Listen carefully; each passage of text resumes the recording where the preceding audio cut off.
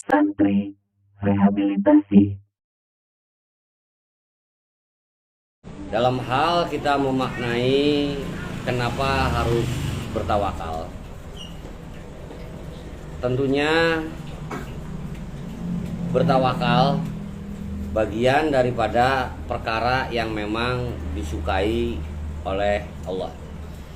Bahkan orang-orang yang bertawakal itu sangat dicintai oleh Allah, dan tentunya ini yang sangat kita harapkan apabila kita sudah masuk kepada ranahnya habnya Allah atau kecintanya Allah kepada makhluknya, maka apapun yang kita inginkan, apapun yang kita butuhkan tentunya akan dicukupi, dan tentunya itu adalah yang terbaik bagi kita.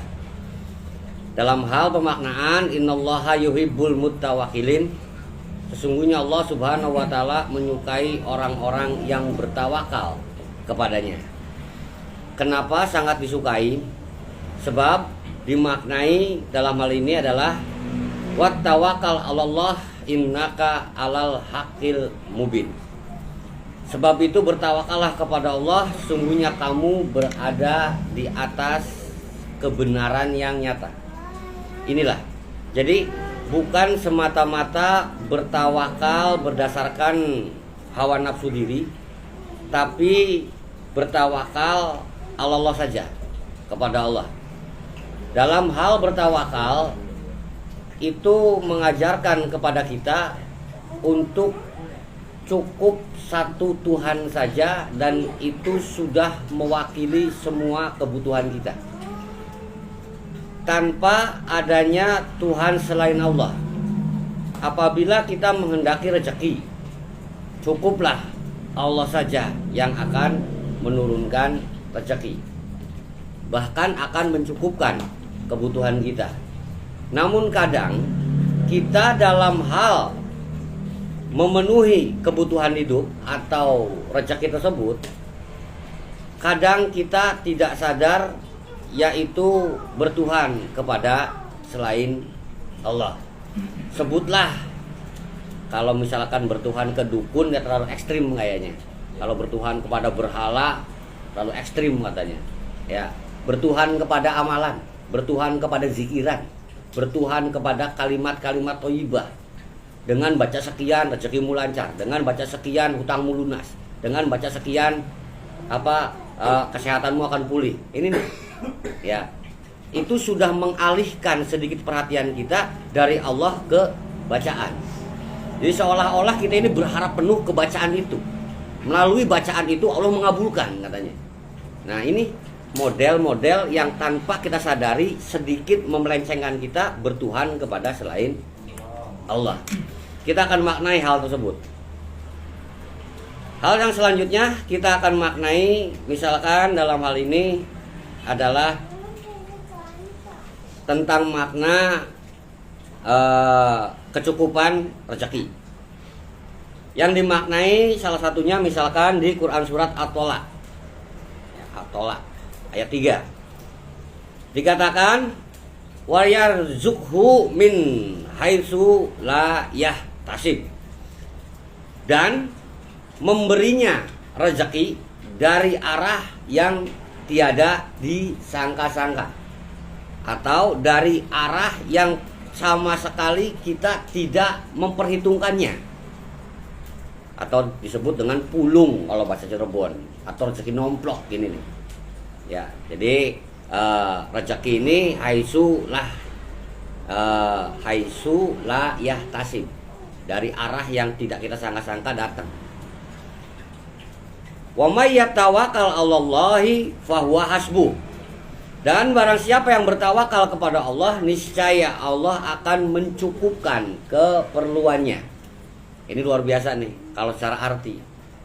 Ya, akan mencukupkan keperluannya hanya dengan bertawakal. Apabila kita maknai secara bahasa, ini kecukupan menggunakan kata hasbu. Hasbi Allah, ya, atau hasbunallah.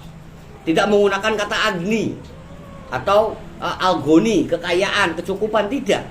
Ini rata-rata orang samar di di kalimat ini. Arabannya bagaimana, tapi diartikannya bagaimana, ditelanlah artinya. Jika bertawakal, maka Allah akan mencukupkan segalanya. Ternyata lafadznya berkecukupan ini menggunakan kata hasbuh, bukan kata agni.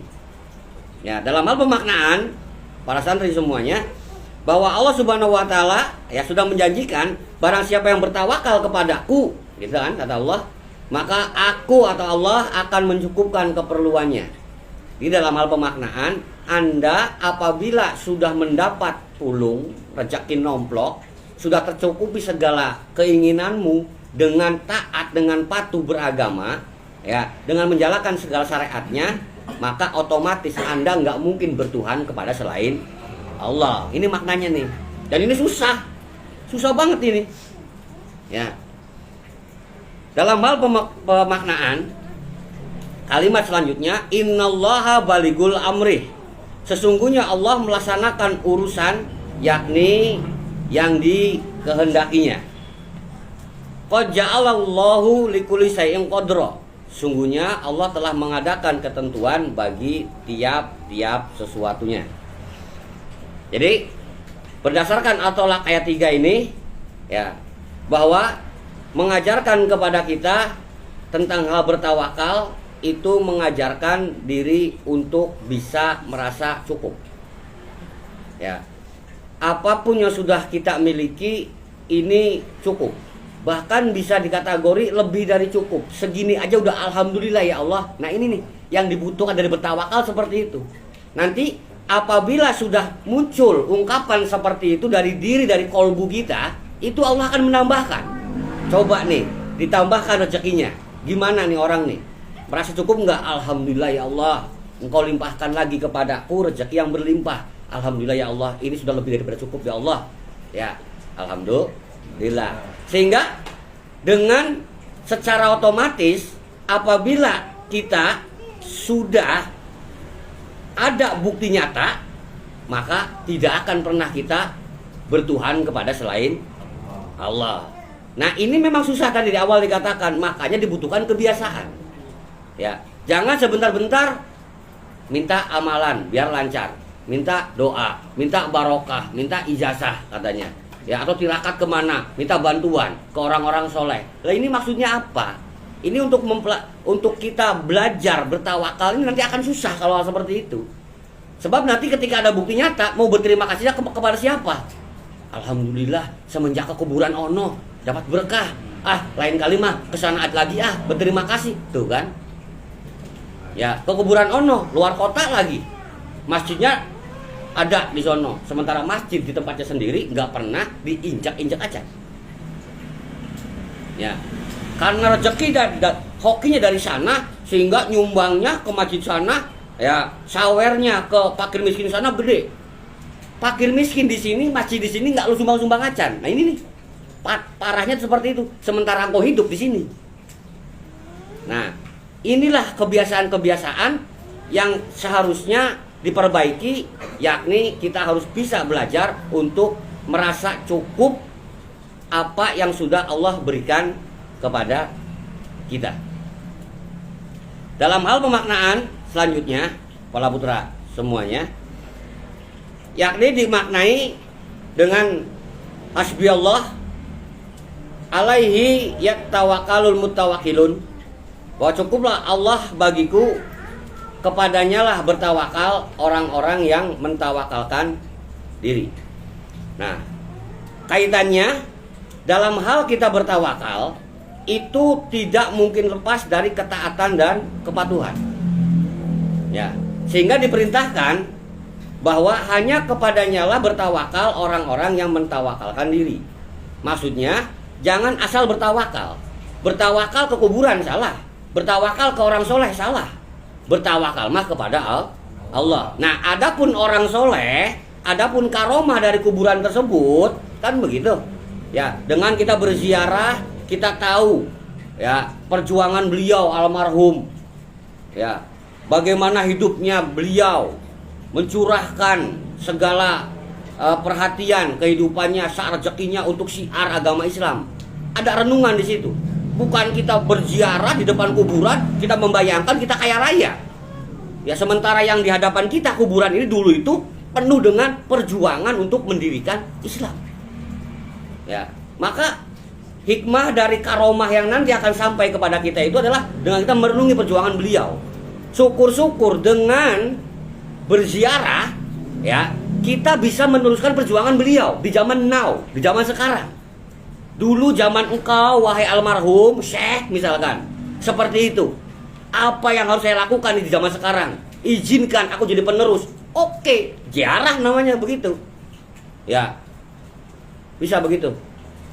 Pasti nggak mau. Pasti pulang-pulang pengen bawa duit. Udah, nggak bisa tawar. Bawa duit. Nah inilah dikatakan susah, dia memang susah. Ya, diarahkan ke yang benar ini susah, ya memang fakta. Ya, coba sok. Dulu mungkin belum zaman teknologi, belum zamannya kendaraan lah. Ya kan begitu. Ya berjuang mungkin naik kuda, naik onta atau naik kuda, udah lumping barangkali apa. Ya, mungkin zaman sekarang dengan menjadi penerus beliau kan begitu. Harus adanya mobil listrik. Harus pakai kendaraan. Ya mungkin salah satu caranya engkau dikayakan punya kendaraan dengan meneruskan syiar beliau. Beliau lintas desa, lintas kabupaten, lintas kota, mungkin lintas pulau dulu mungkin. Ya, kita menjadi penerusnya. Dan diizinkan bismillah oleh izin Allah kita diberikan kekayaan, harta, mobil, pesawat barangkali untuk syiar. Alhamdulillah, masa nggak mau? Ya kalau kaya raya terus syiar, kita kapan pikniknya ang? Kapan healing-healingnya ang? Kan bisa lagi kan? Pemaknanya, wala putra semuanya, maka cukuplah kepada Allah kita bertawakal, yakni sebagai orang-orang yang mentawakalkan diri. Sebelum bertawakal kepada Allah juga kita harus bisa untuk belajar bertawakal secara kecil-kecilan. Pastikan syukuri apa yang kita punyai. Sudah sehat seperti ini pun alhamdulillah. Baru batuk sedikit ya Allah alhamdulillah. Itu kan ya. Coba kalau batuknya banyak, bengek gitu kan. Nah, belajar bersyukur, belajar merasa cukup, itu aja. Belajar merasa cukup. Sudah jadi kuli juga alhamdulillah daripada dia ngemis-ngemis. Nah itu loh, ya kan. Dalam hal pemaknaan selanjutnya, wala putra semuanya, bisa kita maknai yaitu Quran surat Ibrahim. Santri rehabilitasi.